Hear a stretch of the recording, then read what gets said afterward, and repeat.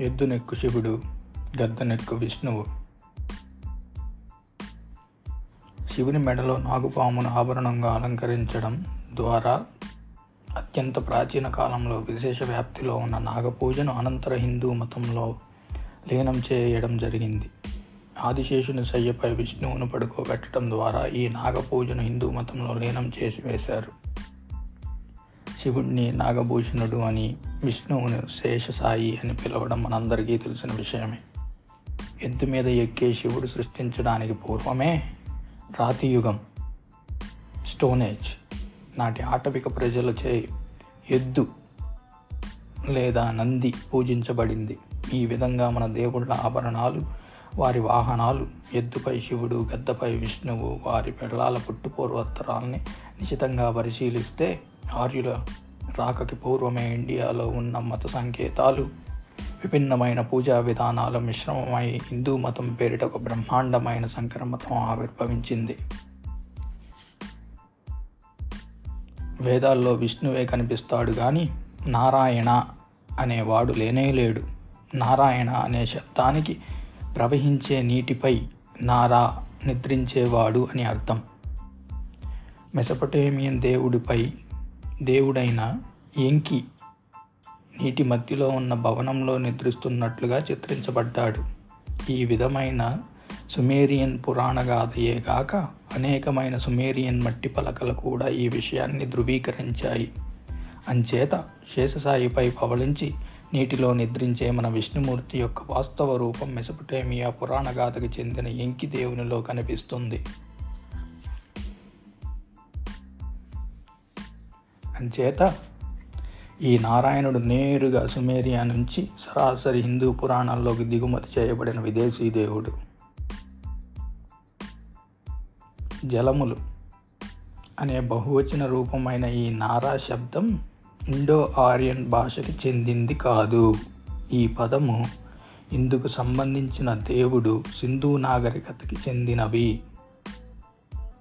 ఈ పురాణ గాథను సరఫరా చేసిన అనార్య తెగలు, అనంతరం వచ్చిన ఆర్య తెగలు మిశ్రమం కావటం ఆలస్యంగా జరిగినందువల్లనే సంస్కృత భాషలో ఈ నారా శబ్దం ఆలస్యంగా చోటు చేసుకుంది. రామాయణ, భారత, భాగవతాది ఇతిహాసాల్లోనూ అష్టాదశ పురాణాల్లోనూ లేని సత్యనారాయణ అనే దేవుణ్ణి, కనీసం 200 ఏళ్ల క్రితం కూడా లేని ఈ దేవుణ్ణి వైదిక పురోహితులు తమ కల్పనా చాతుర్యంతో సృష్టించారు. అలాగే ఏ ఇతిహాసంలోనూ మరే పురాణంలోనూ లేని వెంకటేశ్వరుడనే గుండుగురుగుడు దేవుణ్ణి సైతం తమ అపూర్వ భావన బలంతో ఈ పురోహితులే సృష్టించారు.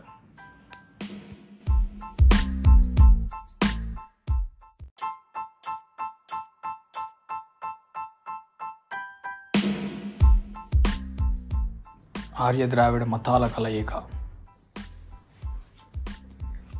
గెలిచిన జాతి యొక్క దేవుళ్ళు ఓడిన జాతి యొక్క దేవుళ్ల పుత్రులుగా మారుతుండటం అన్ని మతాల దేవుళ్ళకి సాధారణంగా వర్తించే సూత్రం.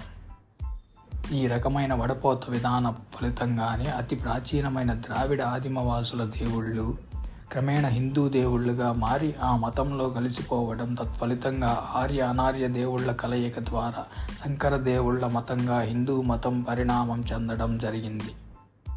ఈ విషయం మనకు భగవద్గీతలో స్పష్టంగా కానవస్తుంది. మాతృస్వామిక వ్యవస్థకి చెందిన దేవతల్ని పితృస్వామిక వ్యవస్థకి చెందిన దేవుళ్ళకి పెళ్లి చేయడం ద్వారా ఒక మిశ్రమ సమాజం ఆవిర్భవించింది. ఈ ఉభయ వ్యవస్థలకి చెందిన ఆస్తి విధానాల మధ్యనున్న విభేదాలు పరిష్కరింపబడడం ద్వారా ఉత్పత్తి అధికం కావడానికి కూడా దోహదం కలుగజేసింది. ప్రప్రథమ దశలో అత్యంత నగ్నమైన దౌర్జన్యకాండపైన ఆధారపడ్డ వైదికార్యులు క్రమేణా అనార్య జాతులతోనూ ఆదిమవాసులతోనూ కలిసి జీవించడం గత్యంతరం లేని చారిత్రక అవసరంగా పరిణమించింది. ఆటవిక తెగలకు చెందిన అత్యంత ప్రాచీన దైవతాలు, వారి మత చిహ్నాలు ఎద్దు, గద్ద, ఎలుక, నెమలి, ఏనుగు.